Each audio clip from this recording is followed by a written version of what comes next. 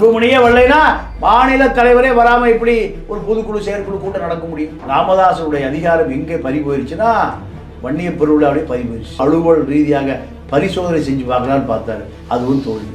அவருடைய அரசியல் என்பது ஓய்வு கட்டத்தை நெருக்கிவிட்டது. கூடிய விரைவில் நான் இயற்கை விரும்பி, அதனால் மரம் செடி கொடி இலை தலை காற்று இவர்களை நான் பசுமையை நேசிக்க போகிறேன்னு அவர் அரசியல் விட்டு விலகிவிட்டார் என்ற அறிவிப்பு கூடிய சீக்கிரம் அன்புமணியால் விடப்படும். இது பாமகவுக்கு எந்த வகையில் நல்லது சார்? ராமதாஸ் அவர்களுடைய அரசியலுக்கு முடிவு அன்புமணி அவர்கள் பாமக கட்சியை டேக் ஓவர் பண்ணுறது, அந்த ஒரு விஷயம் அது கட்சிக்கு எந்த அளவுக்கு நல்லதுன்னு நினைக்கிறீங்க? இல்லை, கருணாநிதி இருக்கும்போது அதிகாரம் பூரா ஸ்டாலின் வந்துருச்சேன், வீரமணி இருக்கும்போது அதிகாரம் பூரா அன்புராஜன் வந்துருச்சேன், வைகோ இருக்கும்போதே துரை வைகோட அதிகாரம் பூரா வந்துருச்சேன். அதே போல தான் இது. ராமதாஸுக்கு முழு ஆலோசகர் இப்போ இருக்கிற ஜி.கே. மணி. தவறுதலாக வழிகாட்டுகிறவர் ராமதாஸுக்கு யாரு? ஜி.கே. மணி தான். ஜி.கே. மணி பாமகவில் உள்ள ஒரு திமுக. ஜி.கே. மணிக்கும் அன்புமணிக்கும் ஒத்து வர. நீங்க இடஒதுக்கீட்டுக்காக போராடிய போராட்டம் இப்பொழுது ராமதாஸ் எந்த போராட்டம் அறிவித்தாலும் போராடுவதற்கு ஆளே இல்லை. இந்த இளைஞர்களிடம் இருக்கக்கூடிய எந்த கொள்கையும் ராமதாஸ் இல்லை, அன்புமணிட்டு இல்லை. அப்பா அவங்க சண்டை தான் இருக்கு. யார் அந்த அதிகாரத்தை கைப்பற்றுவது? கர்நாடகா எஸ்டேட் யாரு? ஏற்காடு எஸ்டேட் யாருக்கு? இதுதான் சண்டை. அப்போ அந்த மக்களுக்கு எந்த உரிமையும் வாங்கி கொடுக்கக்கூடிய நிலையில் அப்பாவும் இல்லை, மகனும் இல்லை. இது தெரிந்து கொண்ட பிறகுதான் ராமதாஸ் குடும்பத்தில் இருந்து அழுத்தம் காரணமாக 30 லட்சம் வாக்கு வெளியில் போயிடுச்சு. நேயர்களுக்கு வணக்கம். நம்மோடு இணைந்திருக்கிறார் திரு தமிழ பாண்டியன் அவர்கள். வணக்கம். வணக்கம். அன்புமணி ராமதாஸ் அவர்களுக்கும் இடையே ஒரு குழப்பம் அப்படின்னா அதுக்கு மிக மிக காரணம் கூட்டணியை பற்றி தான். இவர் பாஜக கூட கூட்டணி போகணுன்றாரு, அவர் திமுக கூட கூட்டணி போகணும்னு சொல்றாங்க. இந்த பிரச்சனை தான் கட்சிக்குள்ள இருந்துட்டு இருக்கு அப்படின்னு சொல்றாங்க. இதனால கட்சியே பிளவுபடுறதுக்கான வாய்ப்பு இருக்குன்ற மாதிரியான விஷயங்களும் பகிரப்பட்டு இருக்கு. நீங்க இதை எப்படி பாக்குறீங்க? பாமகக்குள்ள நடக்கக்கூடிய அந்த ஒரு பிரச்சனை குறித்து உங்களுடைய பார்வை என்ன? இல்லை, பாமகவை பொறுத்தவரை முழு அதிகாரமும் அன்புமணியினுடைய கட்டுப்பாட்டுக்குள் வந்துவிட்டது. ராமதாஸ் முதியவர் என்று பாட்டாளி மக்கள் கட்சியினரே அவரை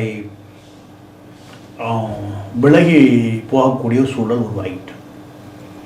இந்த சூழல் எங்கே எப்பொழுது உருவாகிறது என்றால், தன்னுடைய அதிகாரம் தன்னுடைய வயது மூப்பின் காரணமாக தன்னிடமிருந்து விலக ஆரம்பித்து விட்டது. இதை உணர்ந்த ராமதாஸ் தன்னுடைய மகன் அன்புமணியின் ஆதரவோடு மகள் வயிற்று பேரன் முகுந்தனை முன்னிலைப்படுத்த விரும்புகிறார். இது ஒரு மூத்த தலைவர், இந்த இயக்கத்தை உருவாக்கியவர் என்கின்ற காரணத்தினால்.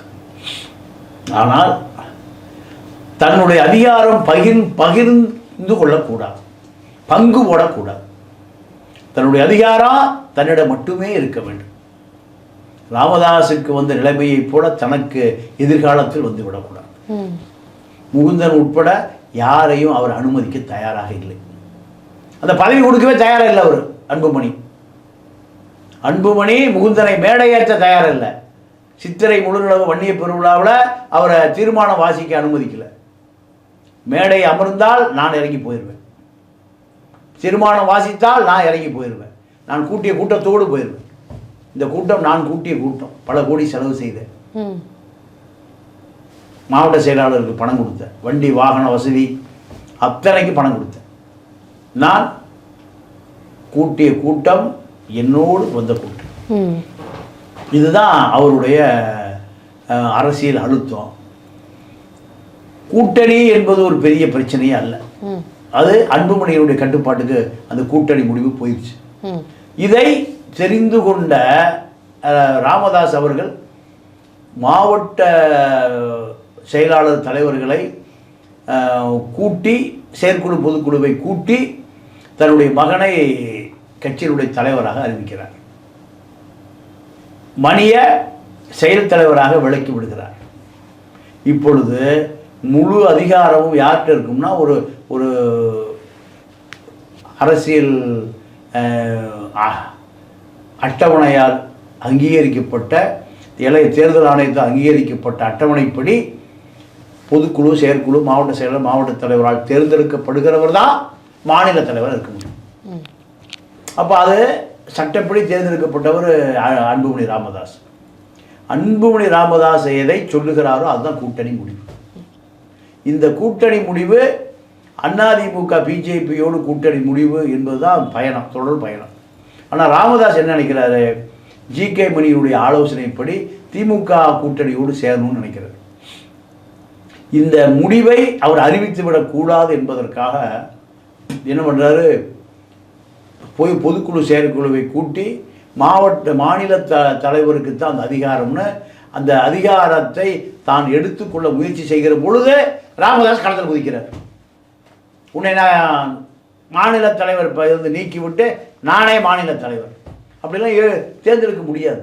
எது தேர்ந்தெடுக்கணும்? கட்சியினுடைய பாடி, செயற்குழு, பொதுக்குழு, நிர்வாகக்குழு, மாவட்டம் செயலாளர், மாவட்ட தலைவர், மாநில நிர்வாகம் அத்தனை பேர் சேர்ந்து தான் ஒரு மாநில தலைவருக்கு அதிகாரம் கொடுக்க முடியும். அதுதான் சட்டம். ஆனால் இரவோடு இரவாக தூக்கி வீசுவதையெல்லாம் எந்த தேர்தல் ஆணைப்படி ஒரு அங்கீகரிக்கப்பட்ட கட்சி அப்படி அனுமதிக்க முடியாது. அப்போது அதை மீறி தன்னுடைய வலிமையை காட்டுவதற்காகத்தான் அன்புமணி ராமதாஸ் சித்திரை முழு நிலவு அந்த விழாவை ஏற்பாடு பண்ணுறார். அத்தனை சென்னை மாநகரத்திலிருந்து மட்டும் 3 கோடி ரூபாய் செலவு செய்கிறார். 500 வண்டி வரணும், வட மாவட்டங்களிலிருந்து ஆயிரக்கணக்கான வண்டி வரணும், எல்லா கோடிகளை இறக்கி கூட்டுறார். கோடிகளை இறக்கி கூட்டிய இந்த மாவட்ட செயலாளர்கள் அத்தனை பேரும் தன்னுடைய கட்டுப்பாட்டுக்கள் அந்த மகாபலிபுரம் மாநாட்டில் வந்து விட்டார்கள். இதன் பிறகு அதிர்ச்சி விட்டார் ராமதாஸ். அந்த வன்னிய பெருவிழாவுக்கு தன்னுடைய பேரனோடு மேடை ஏறுகிறார். பேரனோடு வாருங்கள், மேடையை ஏறக்கூடாது. பேரனோடு வாருங்கள், பேரன் கீழே இருக்கணும், மேடை ஏறக்கூடாது, தீர்மானத்தை வாசிக்கக்கூடாது, பேரனுக்கு எந்த அங்கீகாரம் கிடைத்து விடக்கூடாது என்று சகோதரி மகனுக்கே அதிகாரம் இல்லாமல் செய்கிறார் நீங்கள் சகோதரர். இந்த சண்டை. இப்போ மாவட்ட செயலாளர்கள் கூட்டத்தை வந்து ராமதாஸ் அவர்கள் தலைமையில் கூட்டும் பொழுது அந்த இடத்துல 216 பேர் வர வேண்டிய இடத்துல மிகவும் குறைவாகவே வந்து ஆட்கள் வந்து வந்திருந்தாங்க, 8 பேர் தான் வந்திருந்தாங்க அப்படின்ற மாதிரியான செய்திகளை நம்மளால் பார்க்க முடிஞ்சுது. அந்த வகையில் இன்னுமே ராமதாஸ் அவர்கள் மேலே நீங்கள் சொன்ன மாதிரி அவருக்கு இருந்த பொறுப்புகள் எதுவுமே இப்போது கட்சியிலே அவரை பெருசாக மதிக்கலையோ அப்படின்ற ஒரு கேள்வியானது உருவாகி இருக்கு. ராமதாஸ் அவர்களுடைய அரசியல் இதோட முடிஞ்சிருச்சா அப்படின்ற ஒரு கேள்வி இருக்குது. நீங்கள் அதை எப்படி பார்க்குறீங்க? அதாவது கட்சியில் இப்போ 4 எம்எல்ஏ இருக்காங்க, 3 எம்எல்ஏ வரல, ஒரே ஒரு செயலர் அருள் மட்டும்தான் வந்தார். பொருளாளர் வரல, திரு திலகபாமா வரல, பொதுச் செயலர் ராவணன் இருந்தார், கட்சியினுடைய தலைவரான அன்புமணியே வரல. அவர் புறக்கணிச்சதுனால தான் மற்றவங்களும் புறக்கணிச்சிட்டாங்க. அன்புமணியே வரலைன்னா மாநில தலைவரே வராமல் இப்படி ஒரு பொதுக்குழு செயற்குழு கூட்டம் நடக்க முடியும்? அப்போ ராமதாசனுடைய அதிகாரம் எங்கே பறி போயிடுச்சுன்னா வன்னிய பெருவிழாவிலே பறி போயிடுச்சு, அதற்கு முன்பே பறி போயிடுச்சு.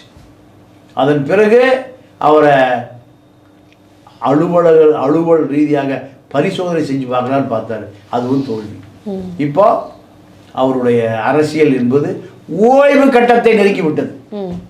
கூடிய விரைவில் நான் இயற்கை விரும்பி, அதனால் மரம், செடி, கொடி, இலை, தலை, காற்று இவர்களை நான் பசுமையை நேசிக்க போகிறேன்னு அவர் அரசியல் விட்டு விலகிவிட்டார் என்ற அறிவிப்பு கூடிய சீக்கிரம் அன்புமணியால் விடப்படும். இது பாமகவுக்கு எந்த வகையில் நல்லது சார்? ராமதாஸ் அவர்களுடைய அரசியலுக்கு முடிவு அன்புமணி அவர்கள் பாமக கட்சியை வந்து டேக் ஓவர் பண்ணுறது, அந்த ஒரு விஷயம் அது வந்து கட்சிக்கு எந்த அளவுக்கு நல்லதுன்னு நினைக்கிறீங்க? இல்லை, கருணாநிதி இருக்கும்போது அதிகாரம் போல ஸ்டாலின் வந்துருச்சேன். வீரமணி இருக்கும்போதே அதிகாரம் பூரா அன்புராஜர் வந்துருச்சேன். வைகோ இருக்கும்போதே துரை வைகோட்ட அதிகாரம் பூரா வந்துருச்சு. அதே போல தான் இதுவும். ஓகே. ஆனால் ராமதாஸ் அவர்கள் இப்போ இந்த ஒரு பிரச்சனைக்கு முக்கிய காரணமே பாஜக வந்து அன்புமணி அவர்கள் மீது இருக்கக்கூடிய வழக்குகள்னால தான் அவர் பாஜக கூட்டணிக்கு போகணும்னு விரும்புகிறாரு. அப்படி இருக்க, ஆனால் திமுக கூட வந்து பாமக போனால் தான் வெற்றி வாய்ப்பு நிறைய சூடும் அப்படின்றது ராமதாஸ் அவர்களுடைய கணக்காக இருக்குது. ஸோ இந்த ஒரு தான் முரண்பாடே அப்படின்றாங்க. இந்த விதத்தில் அரசியல் ரீதியாக அன்புமணியினுடைய முடிவுகள் பின்தங்கிய முடிவுகளாக தான் இருக்குது அப்படின்னு சொல்கிறாங்க. அது ராமதாஸே பல தடவை பிஜேபி போயிருக்காரு. அப்போ யார் மேலே கத்தி தூங்குச்சு? இப்போ இருக்கக்கூடிய சூழல்ல திமுக கூட கூட்டணி இருக்கணும்னு சொல்றாங்க. திமுக கூட்டணி என்பது இது ஒரு தோல்வி கூட்டணி தான். திமுக ஆட்சியில் இருக்கு, மீண்டும் ஆட்சிக்கு வந்த வரலாறே இல்லை. திமுக 2வது முறை ஆட்சிக்கு வந்ததாக வரலாறே இல்லை. ஆனா இப்ப வரலாறு படைக்கிறது வாய்ப்பு இருக்கு. எப்பவுமே வரலாறு பல கசப்பான உண்மைகளை வைத்திருக்கக்கூடிய வரலாறு மீண்டும் கறந்த வாள் மடிபுகாது, கருவாடு மீனாகாது. இது காளிமுத்து சொல்லுவார். திமுகவினுடைய கடந்த கால பல அரசியல் பின்னோட்டம் மீண்டும் அது முன்னோட்டமாக மாறாது. 2006-11 திமுக மைனாரிட்டி கவர்மெண்டாக தான் இருந்தது. அப்போ ராமதாஸ் அவர்கள் எதற்காக அவங்களுடைய கூட்டணிக்கு போகணும்னு நினைக்கிறாரு? இல்லை, ராமதாஸை பொறுத்த வரைக்கும் ராமதாஸுக்கு முழு ஆலோசகர் இப்போ இருக்கிற ஜி.கே. மணிக்கும் அன்புமணிக்கும் ஒத்து வராது. தவறுதலாக வழிகாட்டுகிறவர் ராமதாஸுக்கு யாரு? ஜி.கே. மணி தான். ஜி.கே. மணி பாமகவில் உள்ள ஒரு திமுக, பாமகவில் உள்ள ஒரு திமுக சட்டமன்ற உறுப்பினர்களே கேட்கல. கருணாநிதிக்கு கும்பகோணத்தில் வயலால் அழைச்சிட்டு பல்கலை கேட்டுங்கன்னு கேட்கல. யார் கேட்குறா? ஜி.கே. மணி கேட்குறாரு. ராமதாஸால் உருவாக்கப்பட்டு திமுகவை பலமுறை எதிர்த்தார். திமுக பலமுறை பாமகவை அழித்தது. அந்த கருணாநிதிக்கு பல்கலைக்கழகம் வேணும் யார் கேட்குறா? பாமகவினுடைய மாநில தலைவர் கேட்குறாருன்னா இவர் பாமக அல்ல, திமுக. இப்போ அன்புமணி அவர்கள் அன்னைக்கு சித்திரை முழுநிலவு பெருவிழாவில் பேசின விஷயங்கள் பெரிய வைரலாக போயிட்டுருக்கு அப்படின்னு சொல்லலாம். சில பேர் அதை ட்ரோலே பண்ணிட்டு இருக்காங்க. அந்த வகையில் நம்ம நெருப்பில் இருந்து வந்த வம்சம் அப்படின்ற மாதிரியான விஷயங்கள்லாம் சொல்லியிருந்தாரு.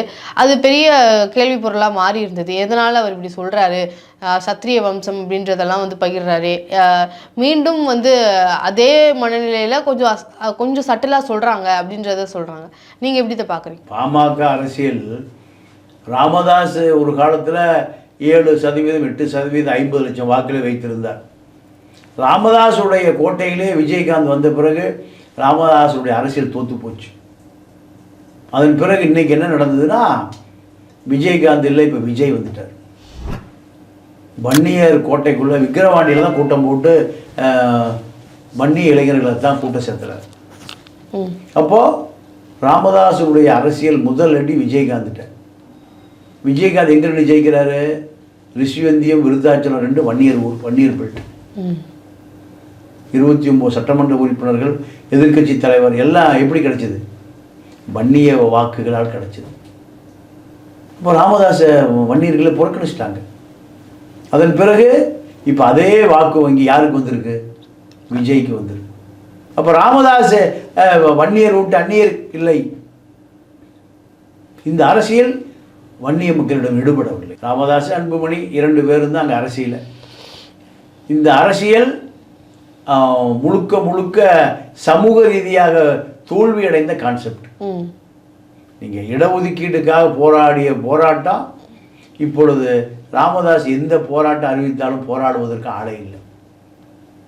நீங்கள் ஆட்சிக்கு வருவது 97க்கு முன்பு ஒரு அரசியல், மத்திய அமைச்சராகவும் அதிகாரத்துக்கு போன பிறகு 97க்கு பிறகு ஒரு அரசியல்.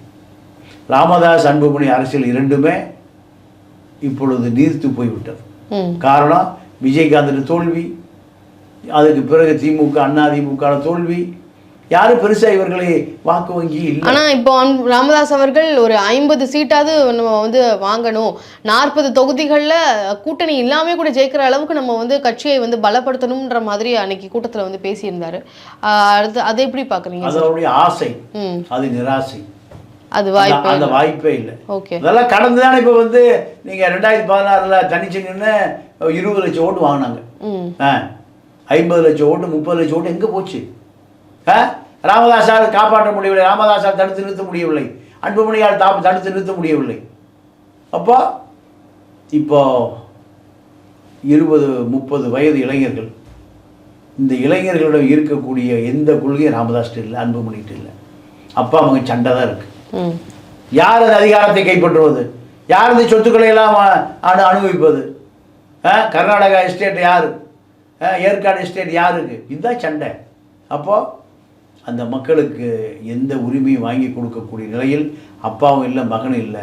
இது தெரிந்து கொண்ட பிறகுதான் ராமதாஸ் குடும்பத்தில் இருந்து அழுத்தம் காரணமாக 30 லட்சம் வாக்கு வெளியில் போயிடுச்சு. இன்றைய அரசியல் களம் குறித்து பல விஷயங்களை எங்கிட்ட பகிர்ந்து மிக்க நன்றி. நன்றி, வணக்கம்.